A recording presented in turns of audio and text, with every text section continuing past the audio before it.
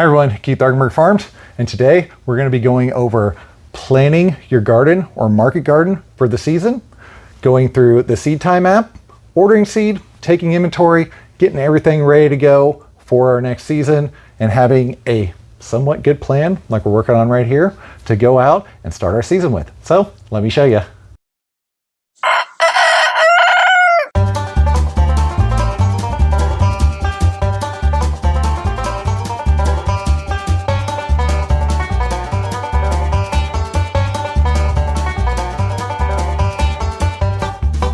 The very first thing we do before we start planning anything is go through all of our seeds, which I keep in the freezer here behind me, and kind of take inventory of what we have and what we need. Do this with a scale. I take the weight. I can take the weights and actually look at how much I need per planting through the crop book I have, where I record all my plantings of direct seeded. And then the other ones would be our transplanted stuff. So we know how many plants go in a row, so it's not that hard to determine how much seed we need.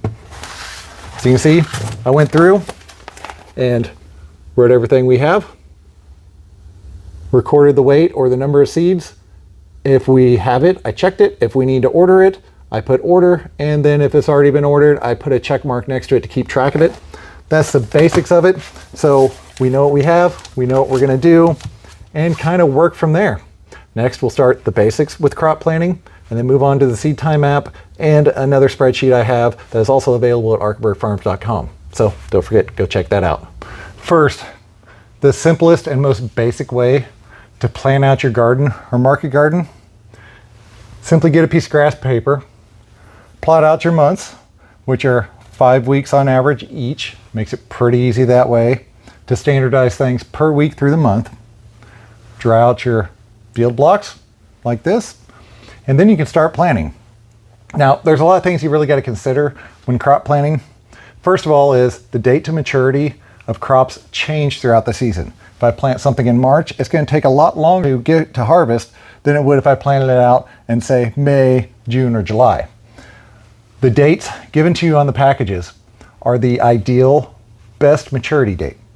So they're usually in this March to September range when you're getting that optimal germination, growth, and harvest. Now, the field time that'll actually sit till harvest also greatly decreases during that time period. So to start out, I'll show you a very simple one, which would be something like radishes. We know we want to plant some radishes, so we got radishes. We're going to plant those the first week of March. So we'll put a P on our calendar. Most radishes, 30 days, so about 5 weeks. You'd expect to harvest in April. They will not. They actually take about 2 to 3 weeks longer right now.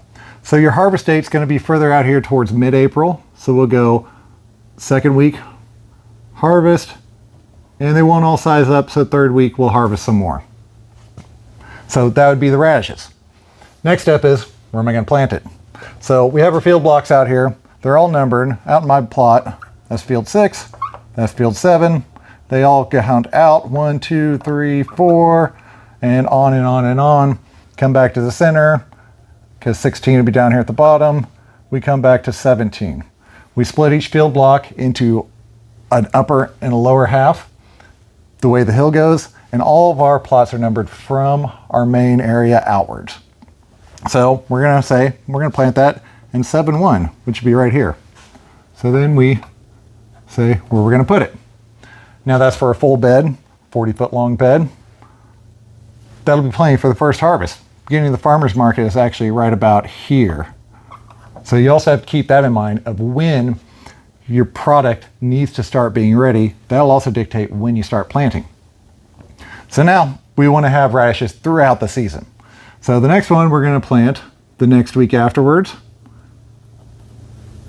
Well, we'll actually go out, the next week afterwards. And our harvest is going to be the next week over. It'll stay pretty stable during this time period. And again, I'll probably have 2 harvests. From here, I'm going to probably jump 2 weeks before I plant the next one, because the harvest time, the days to maturity are going to decrease. So we'll have there, and there, and there. Now, finally, we're hitting April, starting to get warm outside, warmer nights, more consistent, quicker germination. So we'll go out another 2 weeks on that, and we'll be harvesting the next 2 weeks here. It'll hit one or two or the other, but from here on out, I can just continue to plant, harvest, harvest, plant, harvest, harvest, until you start winding down, and it does about the same thing going back towards the other side of the season. For each of these, we would apply a field number. So there's 4-2 or 7-2, 7-3. So we plant and continue down, because on our farm at least, we have irrigation lines that run out and they do this whole entire bed. So we'd want to plant this block, and then with something like greens, plant this block. So the irrigation is on this whole entire bed the whole entire time as we work our way across. Now the next thing is your not quick crops.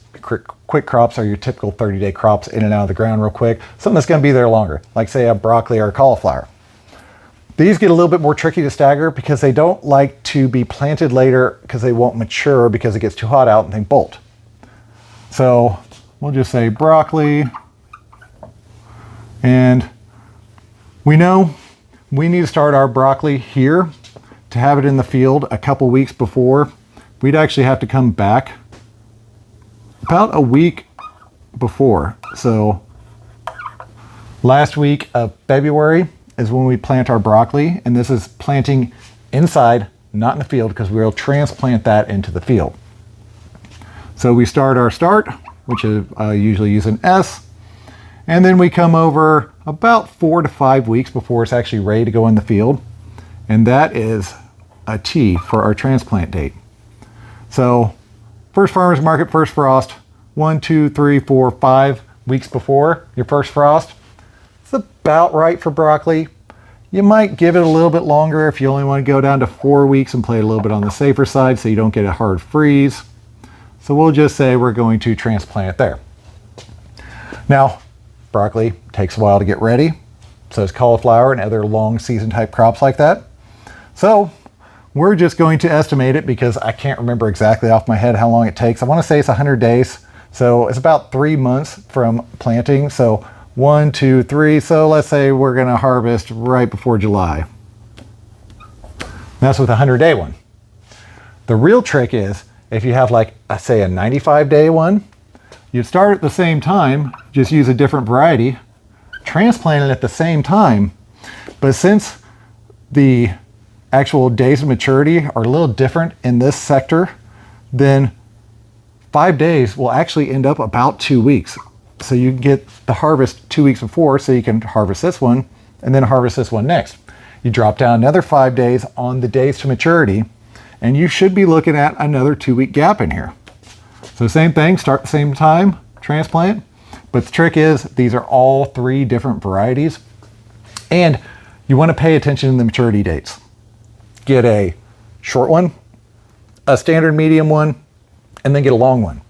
Because you can delay this and transplant out, like I said, but the biggest problem with that is you start to run into issues with it actually bolting because it gets too hot out. So that's the best method I've found for actually staggering out something that does not like to grow in the heat, which would be broccoli, cauliflower, things like that. Now, when it comes out to planting in your fields, you do have to consider crop rotation as well. And we do basically a standard 4-sector crop rotation. So we have our fields split into basically 2, looking at them top and bottom right here. And that's because we have irrigation runs that go out. We got heads on irrigation, there's usually 4 of them. So what I like to do is really just think about where my potatoes are going to be. So say like this year, I had 4 beds of potatoes over here. And then that leaves me 4 more to play with in this section. I'm going to have my overheads out here because it works great on potatoes. And since those go in early, which would be about mid-March, early April for us, late March, somewhere in there. So I'm going to have irrigation running on these. So I might as well just start planting my greens right here. So That'll be all my quick crops. My lettuces, spinach, arugula, things that are going to be done in a relatively quick period of time. I know you can't do spinach all year round, but I would start planting a bed in here because I'm just going to start working my way across the field now. So we'd plant and plant and plant and plant. Say that's 4 weeks there, and then plant and plant and plant and plant. There's another 8 weeks right there. So that takes up this whole entire sprinkler run. This over here, I could do the same thing, something different. But the way I like to think of it is we basically have 4 sectors here. We've got 1 sector, 2, 3, and then 4. That gives me at least a 4-season crop rotation on my farm out here in my main field blocks. So I would continue across or start planting more over here, but these are all going to be quick crops. All of my longer season crops, broccoli, cauliflower, onions, things like that I know are going to be in the ground for a long time, I'm going to put them over here on this side because this side is going to be set up for drip irrigation. So I have a header coming across and then all my drip lines coming down. I also cover all of this with plastic mulch, so it'll all be set up at the beginning of the season, and then I can start plugging things in as I need them. But this is going to be used exclusively, basically from the beginning of the year all the way out to about July, August-ish at the most. So that's going to take up this whole field block. Over here, I can do something different as well. Say do all my roots over here. And the roots would be, well, actually I do the roots over here because these are all on the overhead irrigation as well, which I do all my carrots and beets on overhead irrigation. So over here I might do something else like say squash or cucumbers, watermelons, things like that. And again, this would all be on drip lines as well. Now the trick with the crop rotation on this is I flop this one over to here. Here, I'll draw it in. Basically go in a diagonal. So that way my roots over here are going to where I had long season stuff over here. My potatoes and greens are going to go over here where I had more long season stuff over here. And then these two are going to do the same. So next season this will jump up here. This will jump down here. And then the season after that, when I need to bring these potatoes mainly, that's the biggest one I like to really cycle in my field, it goes up here. Now I'm going to bring it back over to here. I know it's a lot of arrows, but it's pretty easy to follow. I swap them and then I go diagonal one year and then I jump straight across the next year. That way I at least have a 4-year rotation on everything I'm doing out here and really don't have to worry about any major diseases or especially pests that are in the soil really building up in that area. The next we're going to go into actually looking at the computer and working on setting out a crop plan through the SeedTime app. Another great tool for planning out your garden or market garden is the SeedTime app. Down in the description, I have a link that'll take you over there to get a free edition of this. The link let them know who it came from and where the traffic came from, which is great for me. And also, head over to arkenbergfarms.com, scroll down the bottom, Market Garden Farm School, Digital Tools and Training. There's a SeedTime app item that you can purchase through there, which is free. And you can also get the link through that as well, which will send you over to this as well. And again, they know where the traffic is coming from. Pretty simple, pretty cool. Click the add the crop. First crop we'll add. We'll do something simple. We will do radishes. Where'd you go, radishes? They did just upgrade all this, or they have been upgrading this. So I'm a little bit out of the loop on this because I have not used this since the last season, at least the planting portion. So there's some cherry bells. Ooh, I can change the color. That's cool. So we can make our radishes a red. Schedule automatically puts it out on our plan here. But according to this, we're direct seeding about the first week of April. And our first harvest is not until May. Now, it's basing this off of my actual climate zone I'm in. you can change this very easily. Go into advanced settings, change our direct seed. We're relative to before last frost. We want to harvest these about mid-April. That's kind of what I'm aiming for because that's our first farmer's market. So we'll change 3 to 6, schedule it, and then see what it does. So it looks like we're harvesting a little bit later, but we are planting about the 9th. I want to move that one more week because I want to see what it'll do there. And also the variety I have in here, because the dates to maturity is based off the variety, we really need to pay attention to that as well for each of them. The biggest difference is going to be, I saw a bunch of storage radishes and things like that, and daikons, where these are just our round radishes. There we go, much better. Because that's usually when I plant. First week of March, go into the tunnels or undercover. Cultivate. Those are taking a long time to harvest out, and by the 21st, so that's about the second week in the farmer's market. So that would work. Now, you can very easily go through, click Add Succession, automatically throws one out there. I found it does a 2-week succession, planting in between it. Does not do one. You used to be able to go in here and change when the succession plantings would happen. I have yet to find that again. The only thing I can find here is that it has planting 316, which is 2 weeks after the 1st of March. And we can change that and push it back a week. Scheduled out, moved it back a week. So we got direct seed next week, direct seed, harvest. And then the next harvest comes in right here, midway through it. So about a week after, and that's about where it is about a week after. Another succession. Now it's doing it relative. So direct seed. Nope, still pushed it out 2 weeks. So that's something I'm going to have to play with a little bit.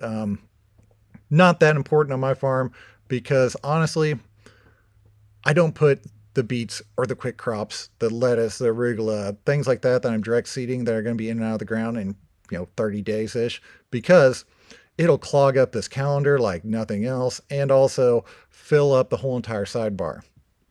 What it is really good for is adding crops like, look up broccoli. Because with this, we're only going to have 1 or 2 plantings of broccoli a season, maybe just a spring and a summer and a fall, and that is it. So let's find one that we like. Green Magic, I'm well aware of this one. We're not going to put any labels on it, and we're just going to schedule it, see what happens. So, seeding broccoli, this is for transplanting broccoli. 1st March, that's when I do it. Perfect timing. Transplanting, about the 2nd weekend of April, and then we'll be harvesting by, looks like, mid-June. That's great. That's awesome. You can also add another crop. This is what I was talking about earlier with doing succession planting by actually choosing different varieties. See if we can't find another one. There's one. Nope, that's Eastern.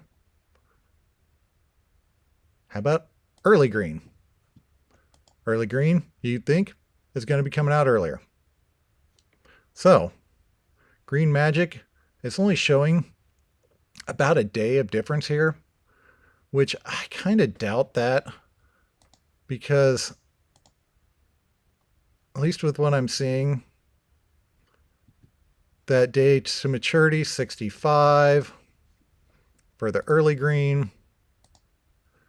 Green Magic, 66. So yeah, that's not that much of a difference. That's why it's showing one different day. But let's look at another one, just because. I don't know a lot of these names. Emerald Crown, I believe I've seen that one before. There we go. There is a much different date. So plant all 3 of them, transplant all 3 of them at the same time. And now we're looking at a week, according to this, 2 days to maturity. And that is simply because Emerald Crown, 59 days. So that's what we're seeing directly.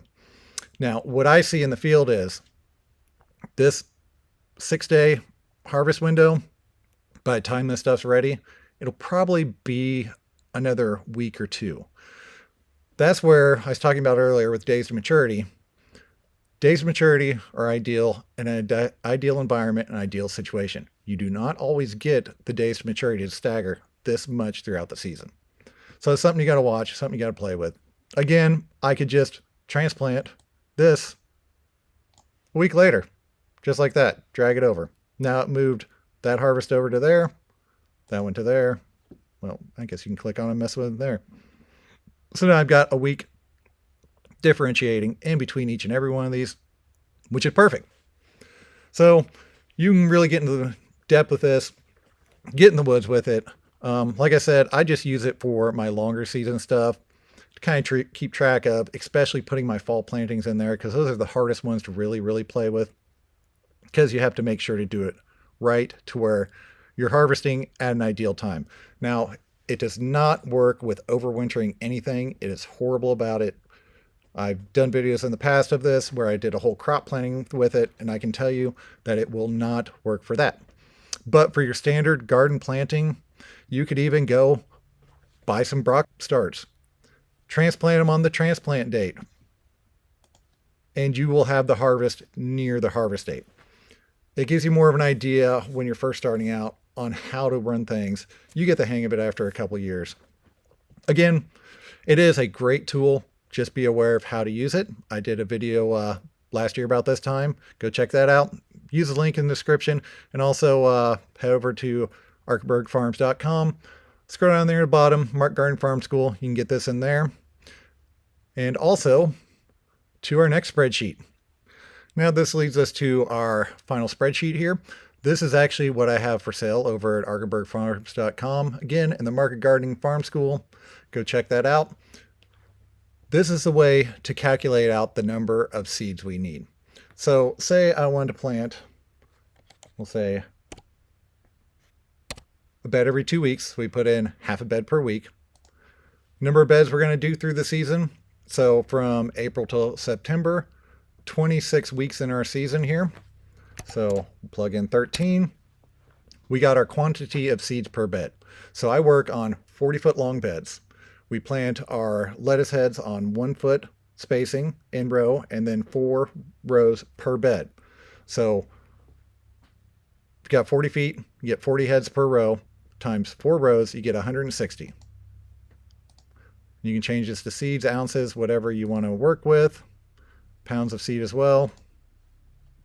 So it'll tell us we're going to need 2,080 seeds. Now you have to go online, look this up, see what size seed packets come in. Let's say that this comes in a 500 seed packet. And then there is seeds per unit. This is where it gets a little bit trickier, because right now we are actually in seeds. If it came per ounces, we'd have to find a chart somewhere and determine how many seeds are actually in an ounce to convert that over. So we need to know how many seeds are in this 500 seed packet, which this is easy, 500. If this was a 1 ounce packet, there could be, 1,000 seeds in here, and we put 1,000 here. So it automatically tells us we're going to need to buy 5 packets of seed. Say the seed costs $5.68 per packet. It tells us right here it's $128. Next, we got to figure out where to order our seed from. Because we are a certified naturally grown, same thing as organic, we're required to try to find an organic source for the seeds. Now, I believe this is the Easy Greens. I believe they are primarily organic. Look at Osborne, don't have them, not available. All of the shorts are up here for what's in here. High mowing. Let's say they don't have the quantity. That's another excuse. Either don't have it, don't have the quantity. We got to check 4 of them. Harris doesn't stock them. So, not available. Then we find them at Johnny's. Johnny's has them. They're organic. So yes. The other option is if we can't find an organic one, which we click yes for, untreated. That's also acceptable because I checked 3 other sources. Now, if I checked this one and it was unavailable, but then I found it over here and it's organic, I have to buy this one. But all you have to do is check 4 different places for your seed. You continue through this, adding everything you want in there. When you order it, put next and the date, 1/1/25. Get that little dash out from the beginning of it. Puts our date in there. And then when it shows up, we click received. That way we know we got it. That way I can look and say, oh yes, I ordered it. Did I get it? I can't find it. Oh no, it must have been back ordered. They never sent it. So this is another great tool for actually ordering. We do this year by year. I constantly update this throughout the season. Anytime I add more, sometimes I'll do a fall, put a separate seed order on it. But it's what I've been using for quite a few years, and it's very, very handy. Again, you can make this yourself. Very simple to do. We just use Google Docs for everything and Google Sheets. So very simple just to run through this. You can even do it on paper. You just have to have a copy of this. If you want to learn a whole bunch more, head over to my website, arkenbergfarms.com. Here's the front page. We scroll down past all the cool stuff. You're more than welcome to duplicate this for your own website. Market Gardening Farm School. That's what we're looking for. This is where all of the spreadsheets are available. So supply catalog, free. I need to update it. We've got Jang rollers over here, shirts, other merch, and then we've got our spreadsheets down here. Also do consulting as well. If you are a first or second year market gardener, need some help, usually 1 hour, get you going, get you pointing in the right direction, and that's all most people need. We also have our winter planting chart, which is great because it also has our spacing chart in here, because with spring soil amendment calculators, we got our site open for sale, other various ones. The one you want that we just showed you is the organic seed orderer right here. Final thing is Market Gardening Farm School. You really want to go in depth. We've got our first 2 modules here that give you the background for ordering seed, where to do it, how to do it, the whole planning in much more detail, as well as planning and laying out, then preparing, and then actually planting. This is where we're at right now at the school. I'm building out the rest of it. You can always get in early still for the exclusive low price right now. Again, this will go up as we build more into the module, but for anybody that wants to join early, get in while you can. You'll get all the other modules as they're available and all the associated spreadsheets that come with each of these modules instead of purchasing the spreadsheet separately. So as you can see, this has 2 spreadsheets in it. You could just as easy order the Market Gardening Farm School for probably about the same price. So go check it out. As always, hope y'all liked this Saturday. If you did, don't forget to like, subscribe. Thank y'all. Have a good day.